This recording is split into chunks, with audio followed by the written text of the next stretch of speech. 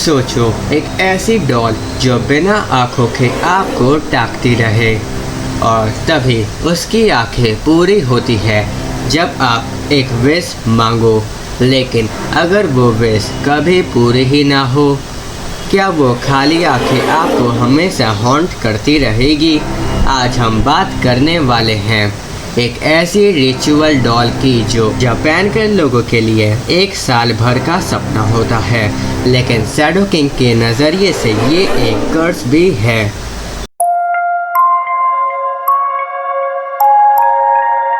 ये है Daruma doll. Welcome back to Forbidden archive.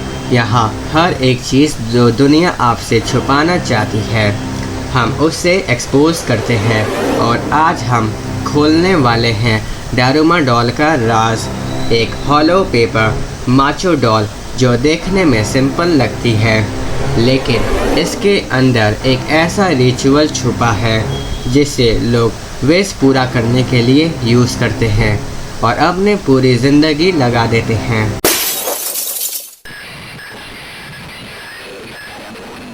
डारुमा का ओरिजिन एक बुद्धिस्ट मॉन्क बोधि धर्मा से आया। कहते हैं कि वो 9 साल तक केव में बैठकर बिना पलक झपकाए मेडिटेशन कर रहे थे। इतना ज़्यादा कि उनकी आंखें ही गायब हो गई, मतलब ख़त्म। उनकी मेमोरी में बनाई गई ये डॉल बिना आँखों की होती है, मतलब एक खाली चेहरा, एक खाली नज़र, एक ऐसी नज़र जो आपके सपनों का इंतज़ार करती है।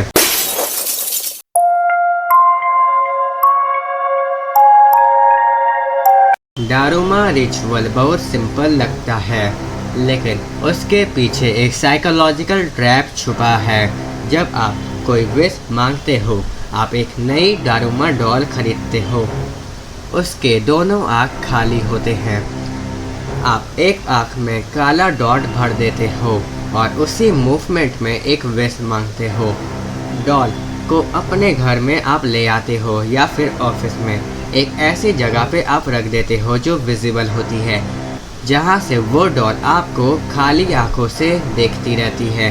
आपको हर दिन याद दिलाती है कि आपने एक प्रॉमिस अपने आप से किया है, और जब आपकी विश पूरी हो जाती है तब आप दूसरी आँख भर देते हो, मतलब डॉल अब कंप्लीट हो गई है। रिचुअल ख़त्म, विश सील हो गई।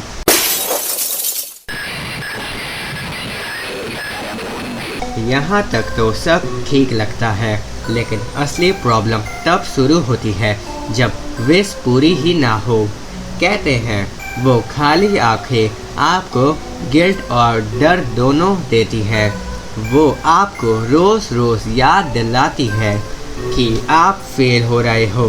कुछ लोग बिलीव करते हैं कि ये डॉल एक स्पिरिचुअल रिमाइंडर है, लेकिन दूसरे मानते हैं कि ये एक कर्स है जो इंसान के माइंड में नेगेटिविटी भर देता है। जापान में इसलिए एक बड़ा फेस्टिवल होता है, डारुमा कुयो। हर साल लोग अपने पुराने डारुमा डॉल लेकर एक टेंपल जाते हैं और वहाँ उन आग में जला देते हैं, क्योंकि इनकम्प्लीट डारुमा को घर में छोड़ना मतलब अपने आप कर्स को गले लगाना।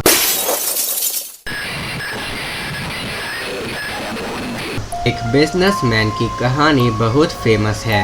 उसने एक डारुमा लिया, एक आग भरी और अपने बिजनेस के सक्सेस के लिए विश मांगी।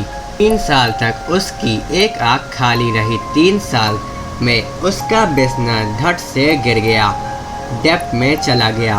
कहते हैं जब उसने फाइनली उस डारुमा को एक फेस्टिवल में जलाया, तभी उसकी लाइफ दोबारा स्टेबल होने लग गई। और ये सिर्फ एक कहानी नहीं, आज भी जापानीज हाउसहोल्ड्स में लोग मानते हैं कि इनकम्प्लीट डारुमा नेगेटिविटी अट्रैक्ट करती है। इमेजिन करो एक खाली आँख जो रोज़ आपको ताक रही है। धीरे धीरे आप अपने कंट्रोल खोते जा रहे हो। एक तरह से ये एक साइलेंट कर्स बन जाता है। डारुमा एक तरफ पेशेंस और परसिवेशंस का सिंबल है, लेकिन दूसरी तरफ ये एक साइकोलॉजिकल ट्रैप भी है, क्योंकि वो आपको एक ऑब्सेशन देता है। एक आँख भर के विश कर लो। इजी है, लेकिन हर दिन वो खाली आँख देखना एक प्रेशर बन जाता है। क्या आप अपने ड्रीम के लिए इतना ऑब्सेस हो जाओगे कि अपनी लाइफ के बाकी सब चीज़ों को इग्नोर कर दो? यही है दारुमा का डार्क साइड। वो एक रिमाइंडर है, पर एक बर्डन भी बन जाता है, एक ब्लेसिंग, एक और कर्स।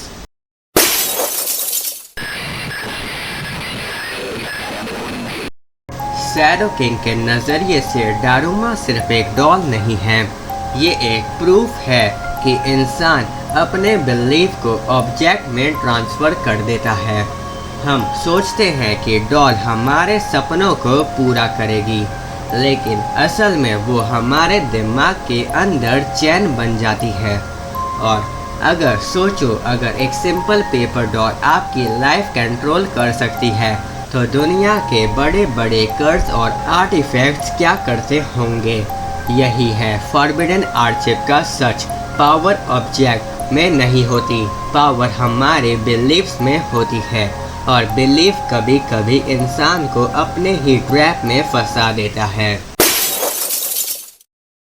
सोचो, आपके रूम में एक डॉल रखी हो, उसकी आंखें आपको हर दिन देख रही हो, हर सुबह, हर रात, वही खाली नज़र। क्या वो आपको मोटिवेट कर रही है, या आपको धीरे धीरे से खा रही है? दारुमा का सबसे बड़ा लेसन यही है, be careful what you wish for, क्योंकि हर विश एक कॉस्ट के साथ आती है, और हर कॉस्ट आप देने के लिए रेडी नहीं होते। ये था एक डरावना राज कैसिन शैडो के फॉरबिडन आर्टशिप से। अब सवाल ये है, क्या आप कभी अपने लाइफ में दारुमा रखोगे, या फिर आप मानते हैं कि ये सिर्फ एक सुपरस्टिशन है? कमेंट में शैडो किंग लिख कर बताओ कि आप आर्टशिप का हिस्सा हो, और याद रखो सब्सक्राइब करना मत भूलना, क्योंकि अगला राज और भी ज़्यादा डार्क होने वाला है, और दुनिया चाहती है कि आप कभी उसे ना जानें।